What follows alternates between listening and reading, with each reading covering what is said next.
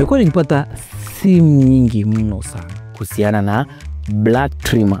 Ni mashine nzuri sana, ni mashine watu wanaisifia sana. Inachonga vizuri engo, inakata vizuri ndevu.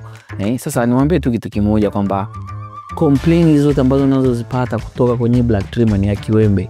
Wewe ambaye unamiliki mashine, sikiliza hili somo litakusaidia, na wewe unayemiliki mashine hii kiwembe chake, sikiliza somo nitakupa faida na pia tunakupatia spare. Hivyo basi kiwembe hiki ni dongo, kiwembe hiki pia ni disposable. Unashauriwa kutumia ndani ya miezi yako 3 tu, usizidishe zaidi ya hapo. Utafika dukani kwetu, tutakufanyia usafi wa mashine yako, tutakufungia bure kabisa, ila kiwembe utalipia.